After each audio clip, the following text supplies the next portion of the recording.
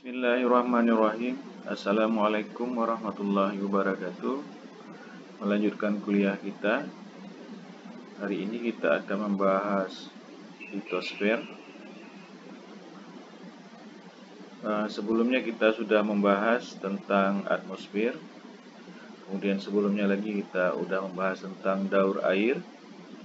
Daur air ini termasuk dalam paket kuliah kita terkait dengan bumi. Setelah daur air atau siklus air, kemudian kita bahas atmosfer, sekarang kita membahas litosfer. Baiklah, kita mulai saja. Perhatikan gambar yang ada di layar. Jadi litosfer adalah kerak bumi ya, bagian atas, paling atas bumi atau bagian paling luar bumi. Ya, perhatikan di sini. Dia bisa Bisa bentuknya daratan atau benua, bisa juga bentuknya samudra atau lautan ya. Ya, kemudian perhatikan lapisannya ada atenosfer ya. Atenosfer juga masih bagian atasnya masih masuk ke litosfer. Ya. Oke, kita lanjut. Pengertian litosfer. Kata litosfer berasal dari bahasa Yunani, yaitu litos artinya batuan dan sfera artinya lapisan. Litosfer yaitu lapisan kerak bumi yang paling luar dan terdiri atas batuan dengan ketebalan rata-rata 1200 km. Perhatikan. Jadi yang dimaksud litosfer adalah bagian luar bumi ya, bagian atasnya. Termasuk ini dia kulit bumi, termasuk juga astenosfer ya, atau atenosfer ini merupakan bagian dari mantel, tapi dia mantel yang paling atas, bersentuhan langsung dengan kulit bumi ya, dengan kerak bumi. Oke. Jadi kalau kerak bumi itu sekitar 0 sampai 100 km kalau di sini, perhatikan. Ini kerak samudra ya, kerak bumi samudra. Sedangkan ini yang daratan atau benuanya ya. Oke, kita lanjut. Litosfer adalah lapisan kerak bumi yang paling atas yang terdiri dari batuan. Umumnya lapisan ini terjadi dari senyawa kimia yang kaya akan SO2. Jadi umumnya terdiri dari SO2 ya. Itulah sebabnya lapisan litosfer seringkali dinamakan lapisan silikat ya. Silikat SO2 itu adalah silikat ya. Menurut Clare dan Washington, batuan atau litosfer di permukaan bumi ini hampir 75% terdiri dari silikon oksida SO2 ya, silikon oksida dan aluminium oksida. Jadi kalau yang bagian atasnya nih, itu 75% terdiri dari silikon oksida SO2 dan aluminium oksida ya. Penyusun utama lapisan litosfer adalah batuan yang terdiri dari campuran antara mineral sejenis atau tidak sejenis yang saling terikat secara gembur atau padat.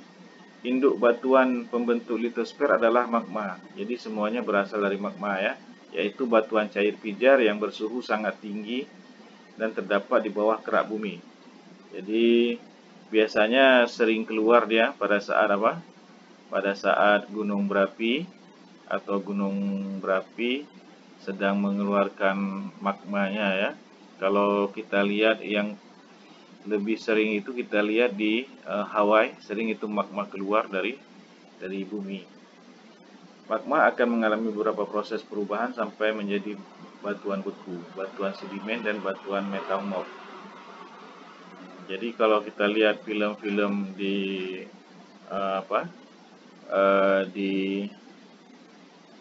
tentang gunung berapi, terutama di Hawaii. Itu nampak sekali bagaimana magma keluar dari dalam bumi, kemudian terus menuju ke laut dan membentuk daratan. Litosfer memegang peranan penting dalam kehidupan tumbuhan. Tanah terbentuk apabila batu-batuan di permukaan litosfer mengalami degradasi, erosi maupun proses fisika lainnya menjadi batuan kecil sampai pasir. Selanjutnya, bagian ini bercampur dengan hasil pemasukan komponen organis makhluk hidup yang kemudian membentuk tanah yang dapat digunakan sebagai tempat hidup organisme. Tanah merupakan sumber berbagai jenis mineral bagi makhluk hidup. Dalam wujud asli, mineral-mineral ini merupakan batuan-batuan yang terletak berlapis di permukaan bumi. Melalui proses erosi, mineral-mineral yang menjadi sumber makanan makhluk hidup ini seringkali terbawa oleh air sungai ke laut dan terdeposit di dasar laut. Itulah sebabnya mengapa lapisan litosfer sering dinamakan dengan lapisan silikat, dengan memiliki ketebalan rata-rata 30 km yang terdiri atas dua bagian, yaitu litosfer atas merupakan daratan dengan kira-kira 35% atau sepertiga bagian, sedangkan litosfer bawah merupakan lautan dengan kira-kira 65% atau 2/3 bagian. Jadi litosfer darat itu boleh dibilang sebagai benua, sedangkan litosfer bawah bisa dibilang sebagai samudra ya. Litosfer bumi meliputi kerak bagian teratas dari mantel bumi yang mengakibatkan kerasnya lapisan terluar dari planet bumi. Litosfer ditopang oleh astenosfer yang dalam hal ini merupakan bagian yang lebih lemah, lebih panas, dan lebih dalam dari mantel. Tadi sudah kita lihat susunannya, saya ulang lagi. Perhatikan. Jadi ini dia astenosfer, ya. Termasuk bagian atasnya ini, termasuk dari litosfer ya.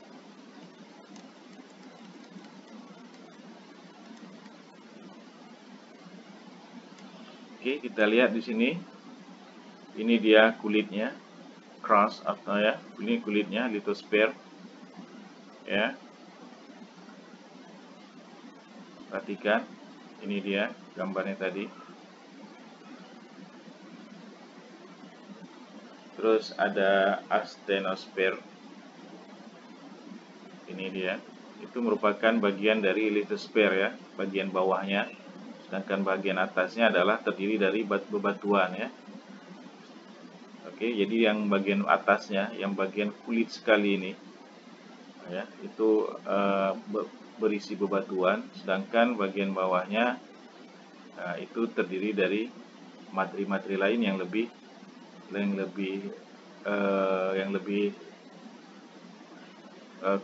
lembut ya, tidak sekeras di bagian atasnya.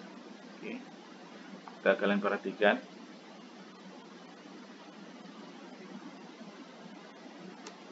Oke, struktur lapisan kulit bumi, litosfer.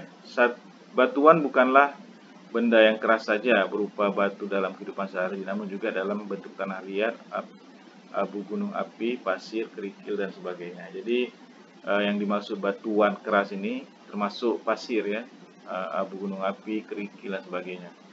Karena seperti dikatakan tadi, batuan-batuan yang ada di permukaan bumi telah mengalami banyak proses ya, baik itu fisika maupun kimia. Tebal kulit bumi tidak merata. Kulit bumi di bagian benua atau daratan lebih tebal daripada di bagian samudra. Tadi udah kita lihat gambarnya. Perhatikan. Ya, ini bagian samudranya. 0 sampai 100 km. Kita lihat, perhatikan. Ya, tipis saja ya. Sedangkan kalau kita lihat bagian benua lebih tebal ya. Lebih tebal.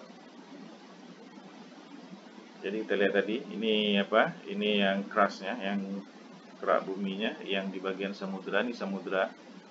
Jadi jadi dia tipis saja. Sedangkan kalau di bagian benua, nah kita perhatikan bagian benua itu lebih tebal ya.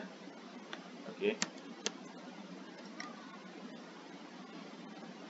Tebal kulit bumi tidak merata. Kulit bumi di bagian benua atau daratan lebih tebal daripada bagian samudra. Bumi tersusun atas beberapa lapisan, yaitu barisfer, yaitu lapisan inti bumi yang merupakan padat yang tersusun dari lapisan nif, nikolium atau nikel, dan ferrum atau besi. Jari-jarinya lebih kurang 3000 km ya. Kemudian lapisan antara, yaitu lapisan yang terdapat di atas naif, tebalnya sekitar 2000 km. Lapisan ini disebut juga astenosfer, mantel atau mantel ya, merupakan bahan cair bersuhu tinggi dan berpijar. Berat jenisnya 5 gram per cm pangkat 3. Perhatikan lagi gambarnya.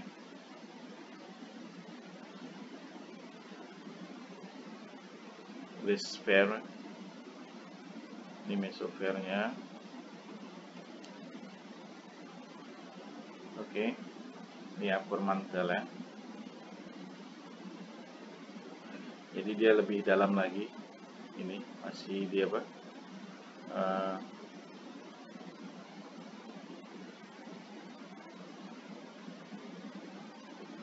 Di sini dia crust ya. Di sini dia kulit bumi atau kerak bumi ya.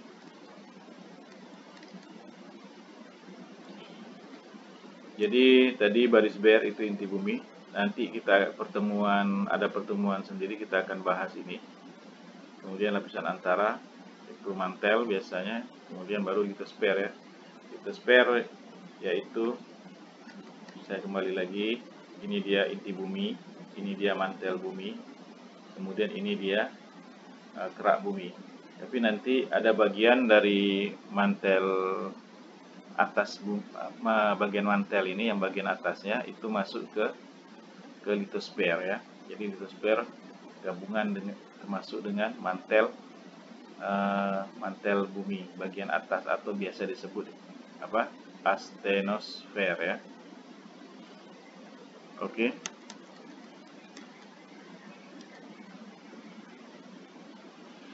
Litosfer yaitu lapisan paling luar yang terletak di atas lapisan antara dengan ketebalan 1200 km. Berat jenisnya rata-rata 2,8 gram per cm pangkat 3. Jenis lapisan kulit bumi litosfer itu berdasarkan ini ya, berdasarkan senyawa yang dikandungnya. Litosfer disebut juga kulit bumi terdiri dua bagian, yaitu lapisan sial dan lapisan sima. Kalau Si-nya adalah sisilium, Al-nya adalah aluminium. Jadi ini adalah lapisan sisilium dan aluminium. Kemudian nih ini lapisan sima, berarti silisium dan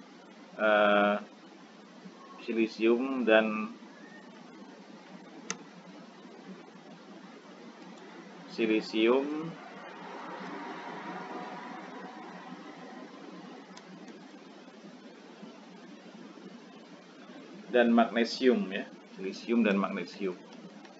Oke. Jadi ini silisium aluminium, ini silisium magnesium. Oke, lapisan sial yaitu lapisan kulit bumi yang tersusun atas logam silisium dan aluminium, senyawanya dalam bentuk SiO2 dan Al2O3, jadi oksida ya. Kemudian pada lapisan sial, silisium dan aluminium ini antara lain terdapat batuan sedimen, granit, andesit, jenis batuan metamor, dan batuan lain yang terdapat di daratan benua.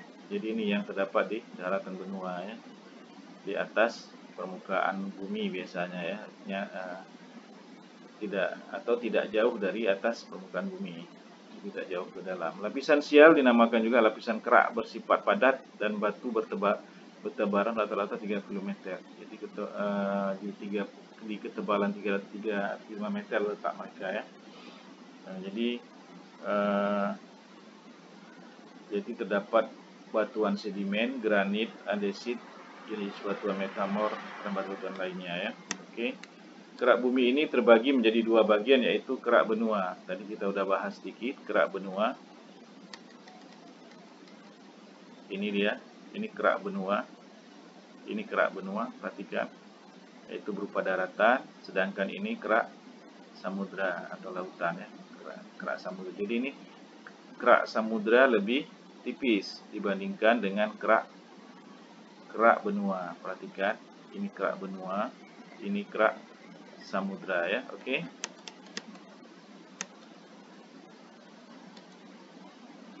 Merupakan benda padat yang terdiri dari batuan granit di bagian atasnya dan batuan beku basal di bagian bawahnya. Kerak ini yang merupakan benua. Oke, ini dia. Ini apa? Kerak samudra. Ini dia. Ini kerak samudra, ini kerak benua ya.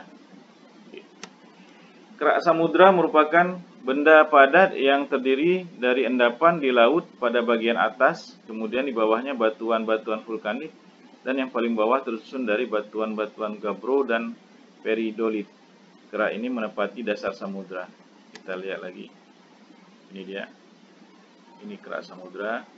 Ini dia kerak benua ya.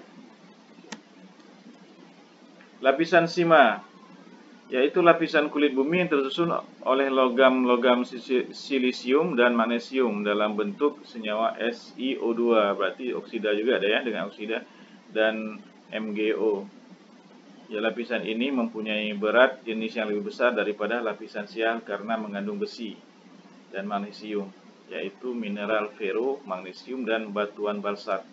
Jadi lebih berat ya, berat jenisnya lebih besar. Silisium magnesium ini di lapisan sima ya. Lapisan merupakan bahan yang bersifat elastis dan punya ketebalan rata-rata 65 km. Kalau tadi berapa? 35 km ya. Kalau yang sial, kalau yang sima ini 65 km ya. Tadi yang sial berapa? 35 km ya. Kemudian yang sima itu 60, lebih kurang ya, karena tidak dapat diukur dengan pasti. Jadi dia lebih kurang 65 km. Untuk batasan antara litosfer dan astenosfer dibedakan dalam hal respon terhadap tegangan yang di mana litosfer tetap padat dalam jangka waktu geologis yang relatif lama dan berubah seperti cairan kental. Jadi kalau kita lihat batasannya antara astenosfer dan litosfer itu agak ini ya, agak abu-abu ya. Makanya itu dapat dibedakan dalam hal responnya terhadap tegangan yang di mana litosfer tetap padat dalam jangka waktu geologis yang relatif lama dan berubah seperti cairan kental. Kita perhatikan lagi gambarnya. Antara astenosfer, ini bagian dari mantel bumi ya, dengan litosfer. Oke, bisa ya, nampak ya. Ini dia yang mewarna lebih itu warna lebih coklat adalah litosfer ke atas, sedangkan warna lebih ini itu astenosfer ya. Oke. Karena itu pula litosfer terpecah menjadi beberapa lempeng tektonik yang mengakibatkan terjadinya gerakan benua akibat konveksi yang terjadi dalam astenosfer. Oke.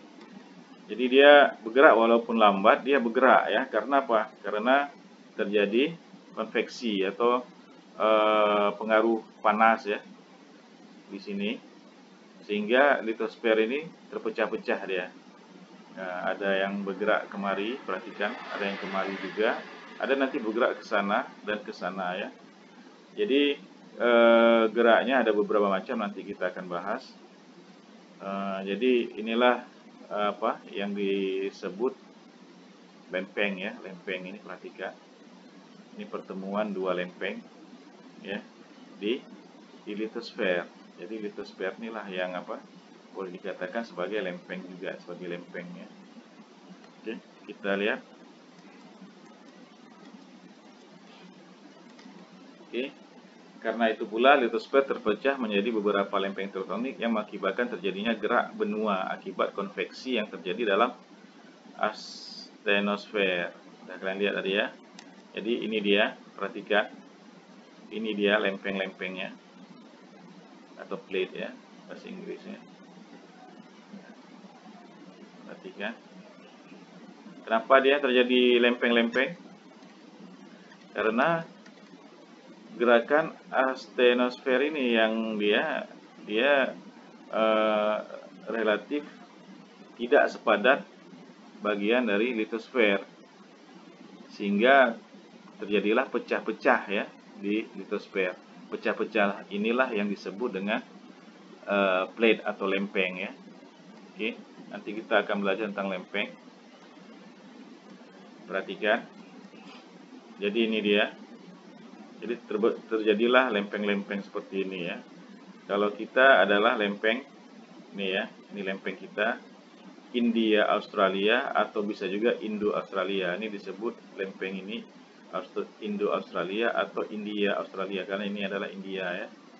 Oke, sedangkan di atas ini Eurasia ya, ini atasnya. Jadi kita pertemuan antara Indo Australia sama Eurasia dan Pasifik ya, ini Pasifik. Jadi Indonesia emang pertemuan 3 lempeng besar ya.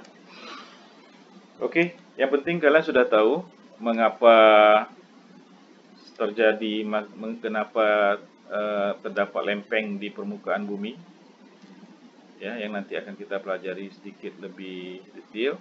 Karena tadi astenosfer ini tidak sepadat litosfer ya. Kalau litosfer ini kan terdiri dari batu-batu ya, batu-batuan, sedangkan dia tidak sepadat litosfer ya. Tadi kita lihat dia bergerak walaupun pelan, mengakibatkan litosfernya terpecah-pecah sehingga terjadilah lempeng ya.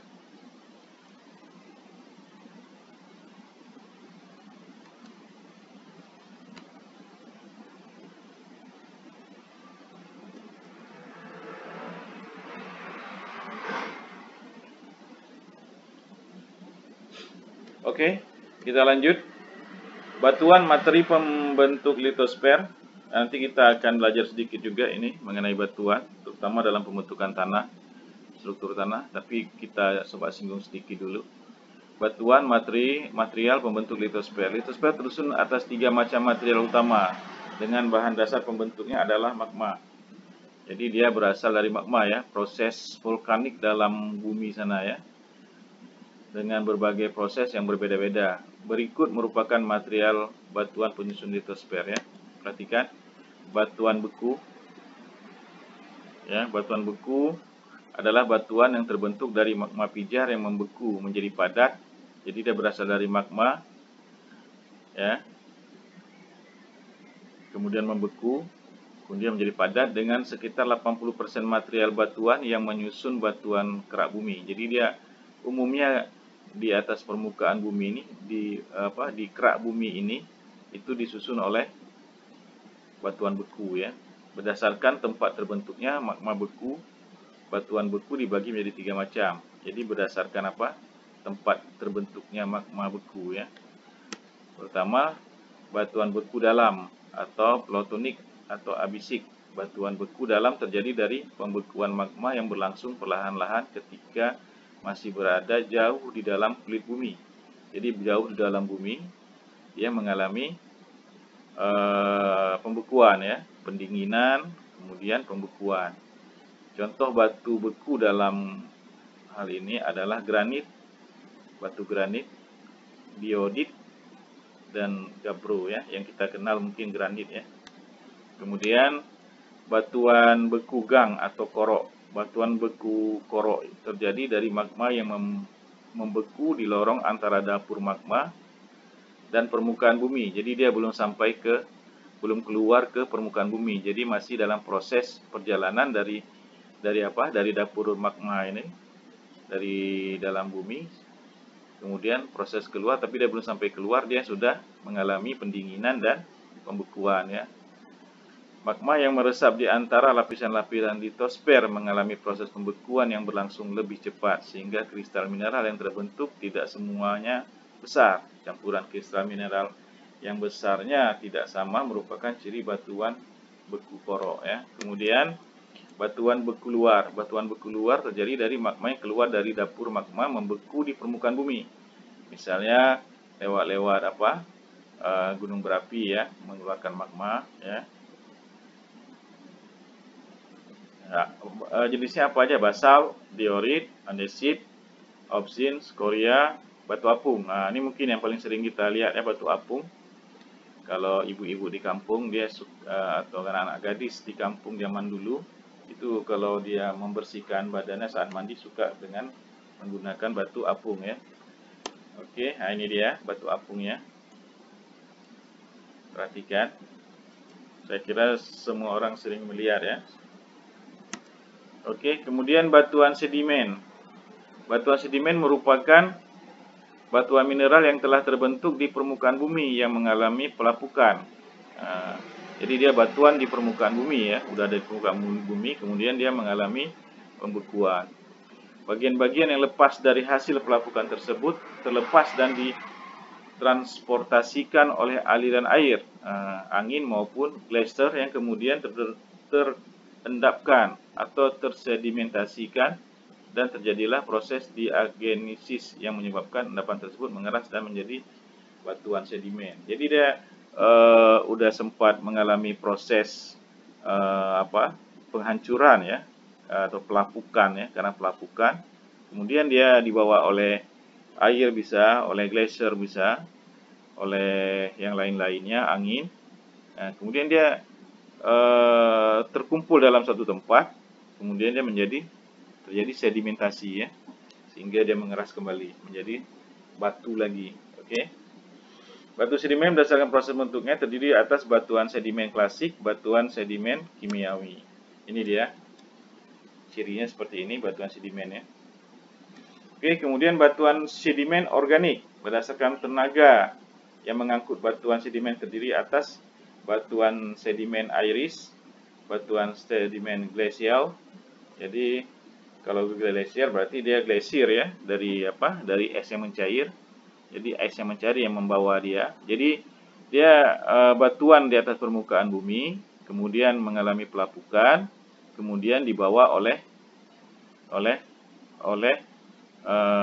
air bisa ya. Kalau glasier air yang dingin sekali, kemudian batuan sedimen aquatis yang dibawa oleh air, kemudian batuan sedimen marine yang dibawa di laut ya.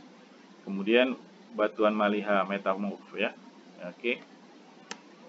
Batuan maliha atau metamorf terbentuk karena terjadinya penambahan suhu dan penambahan tekanan yang tinggi yang terjadi secara bersamaan pada batuan sedimen. Jadi dia batuan metamorf ini dia mengalami tekanan ya dan juga suhu yang tinggi ya. Oke. Ini dia contohnya. Oke ya. Oke, kita akan masuk ke lempeng tektonik. Mungkin kita bisa mengambil latar belakangnya yaitu kejadian tsunami di Aceh tahun 2004 ya. Penyebabnya adalah karena pergerakan lempeng tektonik, yaitu lempeng Indo-Australia dan lempeng Eurasia ya. Jadi ada dua lempeng yang bergerak ya secara konvergen. Kemudian terjadilah pelepasan energi sehingga terjadilah gelombang besar atau tsunami ya. Teori tektonika lempeng atau plate tectonic adalah teori dalam bidang geologi yang dikembangkan untuk memberi penjelasan terhadap adanya bukti-bukti pergerakan skala besar yang dilakukan oleh litosfer bumi. Teori ini telah mencakup dan juga menggantikan teori pergeseran benua yang lebih dahulu dikemukakan pada paruh pertama abad ke-20 ya, dan konsep seafloor spreading yang dikembangkan pada tahun Jadi kalau di teori pergeseran benua ini seolah-olah benua bergeser di atas, mengapung di atas samudra ya. Kemudian banyak yang membantah ya, kemudian keluarlah teori lempeng tektonik atau plate tektonik ya. Oke. Bagian terluar dari interior bumi terbentuk dari dua lapisan. Bagian atas terdapat litosfer yang terdiri di atas kerak dan bagian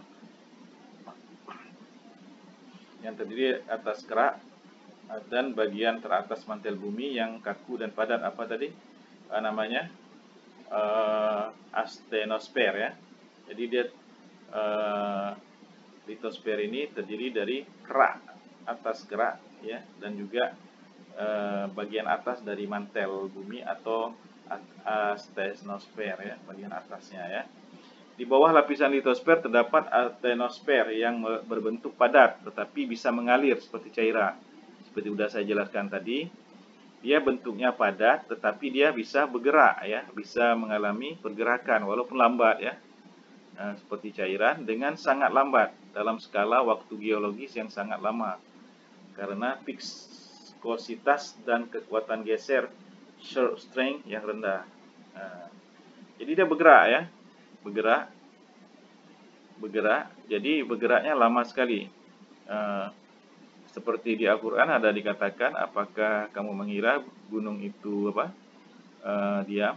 Ternyata enggak kan, gunung itu bergerak. Inilah salah satu Al-Quran telah mengangkat tentang teori lempeng ini ya. Teori lempeng tektonik ini. Jadi udah pernah dikabarkan di Al-Quran, yaitu salah satunya itu, apakah kamu mengira gunung itu diam, ya kan? Padahal gunung itu bergerak ya. Itulah salah satu teori yang mirip ya, atau sama dengan yang ada di Al-Quran, yaitu teori tentang lempeng tektonik ini ya. Jadi kenapa terjadi dia? Karena apa? Karena bagian atenosfer ini itu walaupun dia padat ya, tapi dia terjadi pergerakan walaupun pergerakannya sangat lambat. Nah, karena pergerakan inilah maka terjadilah bagian atasnya terpecah-pecah ya. Makanya terjadilah plate atau lempeng ya, lempeng. Oke. Lebih dalam lagi, bagian mantel di bawah astenosfer sifatnya menjadi lebih kaku lagi. Penyebabnya bukanlah suhu yang dingin, melainkan tekanan yang tinggi. Jadi bagian atenosfer yang ke bawah lagi, yang mendekati tengah-tengah dari mantel itu, dia semakin kaku. Jadi yang sedikit agak fleksibel itu atenosfer atau mantel yang paling atas ya. Jadi kalau kita lihat balik lagi kita ke gambar tadi. Nah, ini dia, atau gambar yang lebih luas lagi ya. Nah, seperti ini, perhatikan. Nah, ini dia ya. Nah, ini lebih kaku lagi, sedangkan atenosfer dia relatif lebih walaupun dia padat tapi dia relatif lebih fleksibel ya. Jadi dia bisa bergerak. Akibat pergerakannya inilah maka terjadilah pecah di litosfer sehingga berbentuk, maka terjadilah lempeng-lempeng ya. Perhatikan ini. Oke, kita balik lagi.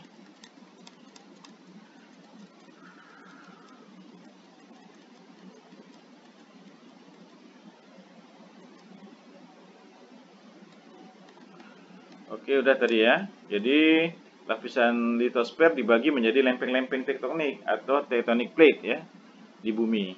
Terdapat 7 lempeng utama dan banyak lempeng-lempeng yang lebih kecil. Lempeng-lempeng litosfer ini menumpang di atas atenosfer. Ya, jadi kan lempeng-lempeng di atas atenosfer ya litosfer kan. Nah, karena atenosfernya bergerak, maka litosfernya mengalami pergerakan juga, maka terjadilah pecah-pecah ya. Kalau istilah kita, terjadilah lempeng-lempeng itu ya. Mereka bergerak relatif satu dengan yang lainnya di batas lempeng. baik divergence menjauh, convergent bertumbukan, ataupun transpond menyamping ya. Nanti kita akan bahas ini. Perhatikan. Ini dia apa? Ini dia kita ya nih, ini Indonesia. Di sini kemarin itu terjadi apa? Terjadi tsunami di sini. Lempeng Eurasia sama lempeng apa ini? Indo Australia atau India Australia ya. Nah, ini dia. Nah, jadi dia apa? Pada posisi sini terjadi subduksi. Jadi dia arahnya kemari, sedangkan ini juga arahnya ke kemari. Terjadi sehingga terjadi tumbukan ya. Tumbukan. Makanya daerah-daerah sini, daerah-daerah kita ini di sini di Pulau Sumatera ini itu paling sering terjadi gempa bumi. Kenapa? Karena di sini ada tumbukan antara dua lempeng ya. Lempeng yang bergerak kemari, kemudian lempeng yang bergerak ke kemari. Oke. Dia bersifat konvergen, nanti kita bahas ya. Oke. Sedangkan yang di sini, yang di batas Indo-Australia dan lempeng Antartika, itu dia malah divergen ya, menjauh, sehingga sini nanti terdapat seperti perbukitan, seperti barisan ya, bukit barisan seperti apa? Seperti gudukan memanjang ini ya. Kenapa? Karena di sini malah pergerakannya saling menjauh begitu. Nah, jadi di sini seperti terjadi seperti terjadi gudukan di sini. Karena di sini akan keluar magmanya ya. Oke, kita lanjut ya. Oke, ini dia lempeng-lempeng besar. Jadi kalau kita lihat tadi lempeng-lempeng besar ya, ini lebih jelasnya di sini. Nanti kita akan lihat lagi. Nah, ini dia lempeng-lempengnya. Inilah dia. Ada lempeng Pasifik yang gede ya. Ini lempeng Pasifik. Ini lempeng Pasifik besar sekali ya. Kemudian ada lempeng Eurasia, ya lempeng kita ya, Eurasia. Ini lempeng kita. Kita lempeng Eurasia ya.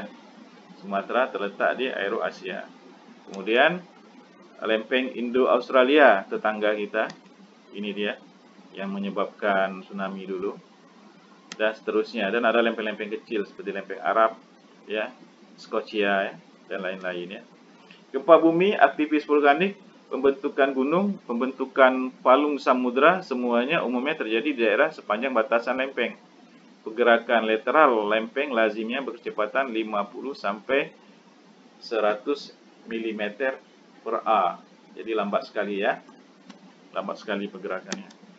Oke, ini dia. Kalau kita mau lihat convergence pergerakan lempengnya. Ini ada yang convergent. Dia kemari, satu lagi kemari.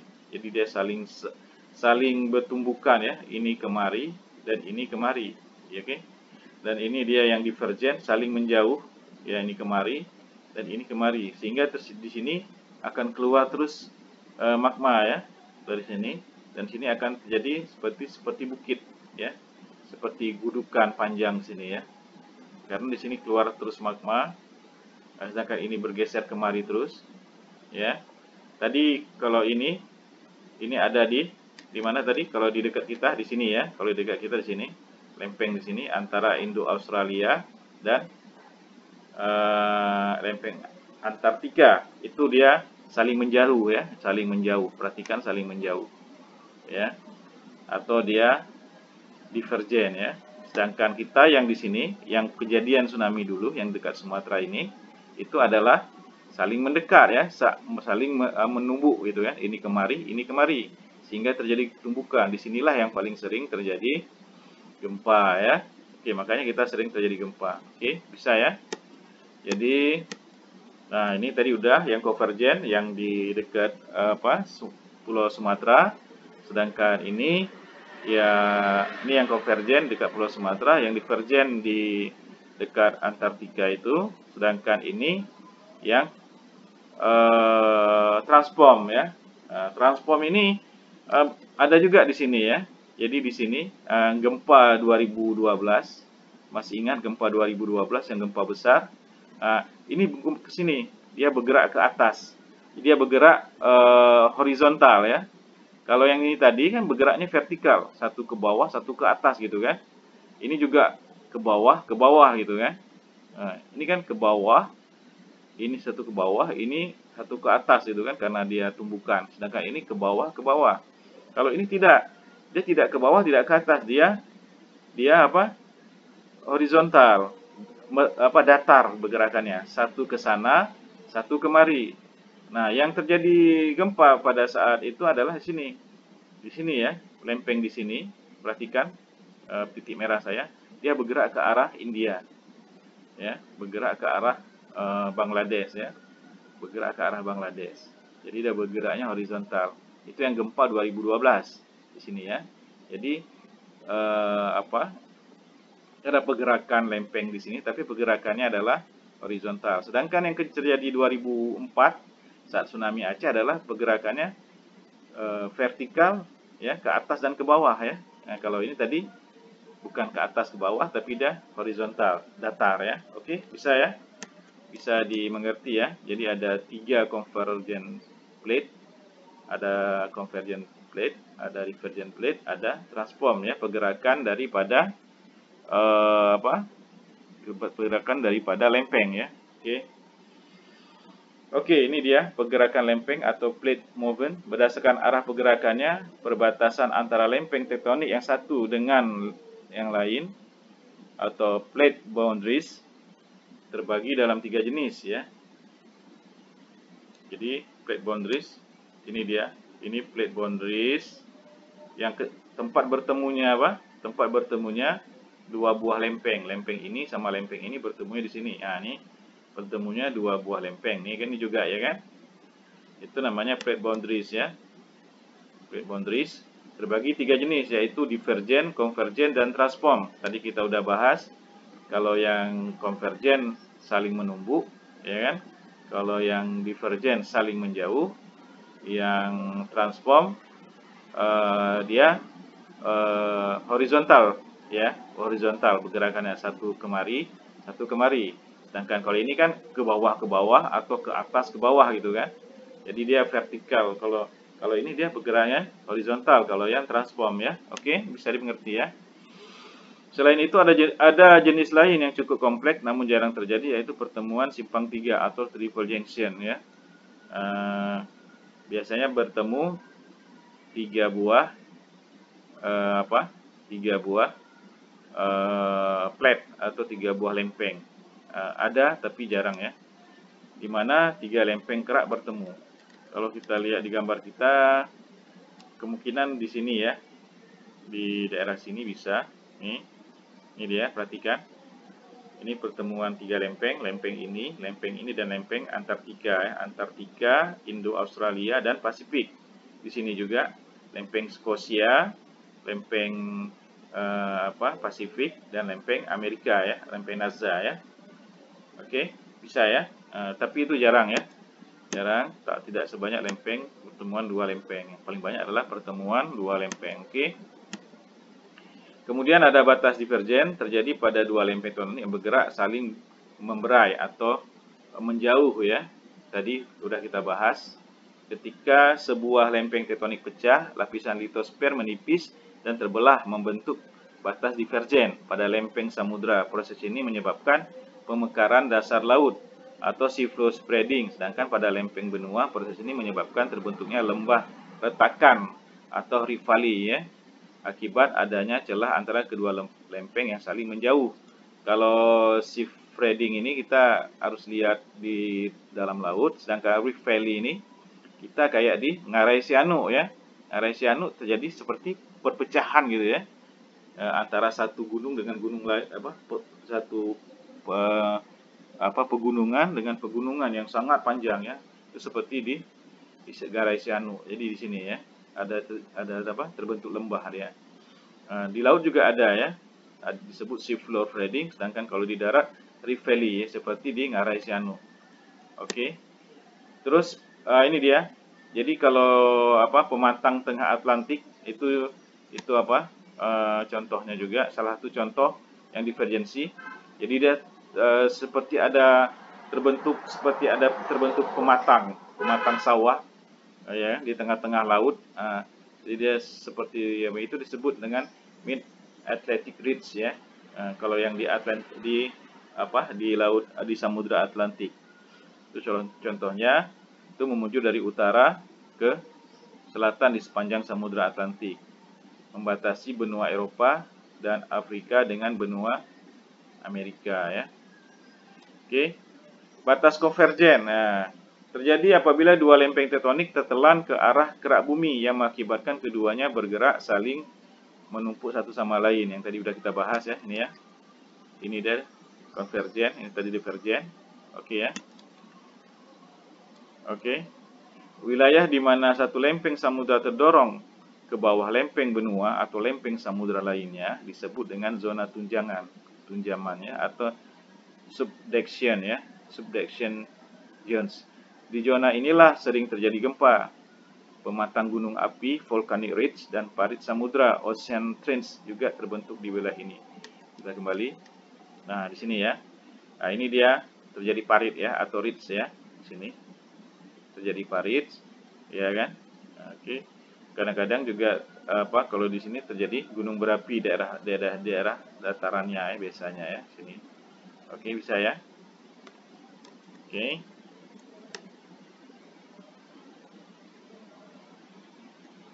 Oke, batas konvergen ada 3 macam, yaitu konvergen lempeng benua samudra, konvergen lempeng samudra-samudra. Jadi yang ini tadi itu dibagi 3 lagi. Kalau dia bisa satu di laut ketemu satu di darat, ya kan?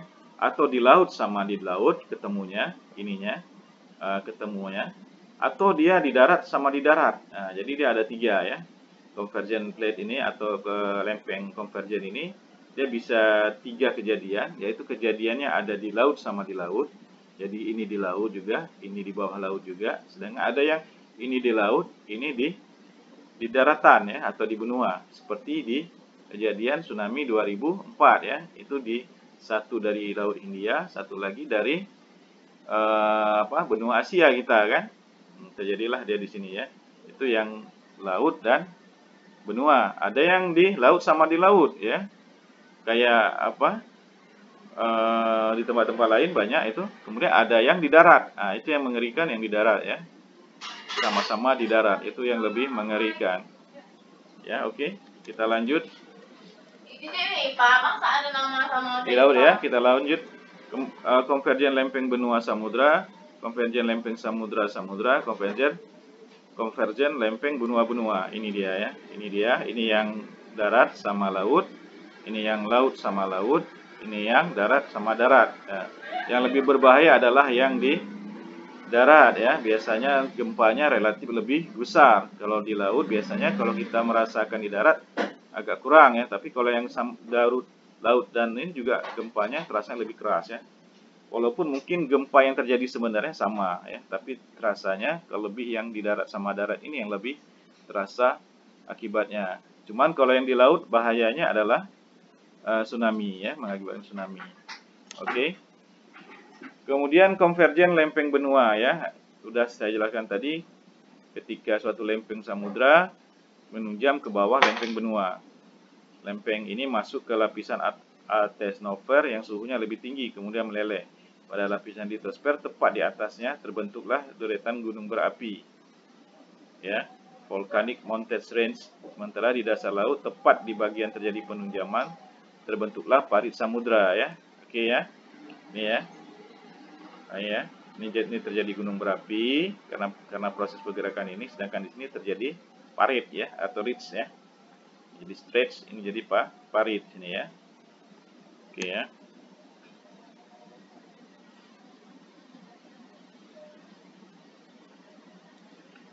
Oke. Jadi ini terjadi ridge atau parit ya, sedangkan kalau yang ini terjadi gunung-gunung berapi ya. Ini nanti seperti ada parit di sini. Oke. Kemudian pegunungan Andes di Amerika Selatan adalah salah satu pegunungan yang terbentuk dari proses ini. Pegunungan ini terbentuk dari konvergensi antara lempeng Nazca dan lempeng Amerika Selatan ya. Nanti kalian cek lagi. Kemudian konvergen lempeng samudra dengan samudra. Oke, salah satu lempeng samudra menunjam ke bawah lempeng samudra lainnya, menyebabkan terbentuknya parit di dasar laut dan deretan gunung berapi yang paralel terhadap farid tersebut, juga di dasar laut, ya. Puncak sebagian gunung berapi ini ada yang timbul sampai ke permukaan, membentuk gugusan pulau vulkanik, ya. Oke. Pulau Aleutian di Alaska adalah salah satu contoh pulau vulkanik dari proses ini. Pulau ini terbentuk dari konvergensi antara lempeng Pasifik dan lempeng Amerika Utara, ya. Kemudian konvergen lempeng benua dengan benua. Salah satu lempeng benua menunjam ke bawah lempeng benua lainnya, karena keduanya adalah lempeng benua, materialnya tidak terlalu padat dan tidak cukup berat untuk tenggelam masuk ke atenosfer dan meleleh. Wilayah ini di bagian yang bertumbukan mengeras dan menebal, membentuk deretan pegunungan non-vulkanik atau mountain range, ya. Ini dia, ya. Ini foto yang ini, ya, gambar yang ini. Oke. Jadi dia membentuk gunung, ya. Oke, contohnya apa? Contohnya di Himalaya, ya. Himalaya, ya. Himalaya berarti pertemuan antara India Australia atau Indo Australia dengan Eurasia, ya. Jadi maka terbentuklah gunungan Himalaya atau Gunung Himalaya dan Plato Tibet, ya. Oke, kemudian batas transform terjadi apabila dua lempeng tektonik bergerak saling menggelasar, ya, berarti horizontal, ya, yaitu bergerak sejajar namun berlawanan arah, seperti kejadian gempa di Aceh tahun 2012, ya, yang tidak menyebabkan tsunami. Jadi kalau terjadi pergerakan ini sebesar apapun dia gempanya, dia biasanya tidak menyebabkan tsunami, ya. Keduanya tidak saling memberi maupun saling menumpu. Batas transform umumnya berada di dasar laut, namun ada juga yang berada di daratan. Salah satunya adalah sesar San Andreas di California. Sesar ini merupakan pertemuan antara lempeng Amerika Utara yang bergerak ke tenggara dengan lempeng Pasifik yang bergerak ke arah barat laut, ya. Kemudian manfaat litosfer bagi kehidupan. Litosfer merupakan bagian bumi yang langsung berpengaruh terhadap kehidupan dan memiliki manfaat yang sangat besar bagi kehidupan di bumi. Litosfer bagian atas merupakan tempat hidup bagi manusia, hewan, dan tanaman. Manusia melakukan aktivitas di atas litosfer, ya. Kemudian selanjutnya litosfer bagian bawah mengandung bahan-bahan mineral yang sangat bermanfaat bagi manusia.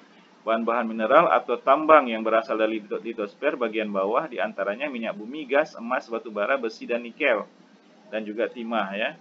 Kemudian seperti yang sudah dijelaskan di atas bahwa litosfer merupakan lapisan kerak bumi yang paling atas. Karena itu litosfer merupakan lapisan yang dapat dihuni oleh manusia. Di dalam lapisan litosfer manusia hidup dan berkembang menjalankan segala aktivitas dalam kehidupannya. Lapisan litosfer juga menyediakan bahan-bahan yang dibutuhkan oleh manusia untuk memenuhi kebutuhannya. Di lapisan ini manusia dapat membangun tempat tinggal, bercocok tanam, membuat lahan pertanian, perkebunan, dan lain-lain. Jadi demikian aja kuliah kita, materi kita hari ini. Sedangkan pengaruh bentuk muka bumi terhadap kehidupan itu akan kita bahas dalam materi yang lain, yaitu materi perubahan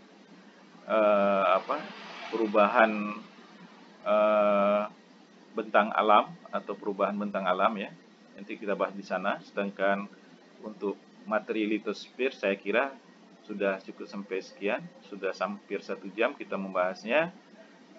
Kalau ada yang belum jelas, karena penjelasan saya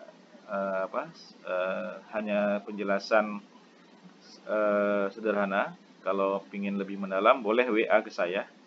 Kalau ada yang kurang jelas biar saya akan bahas lebih mendalam.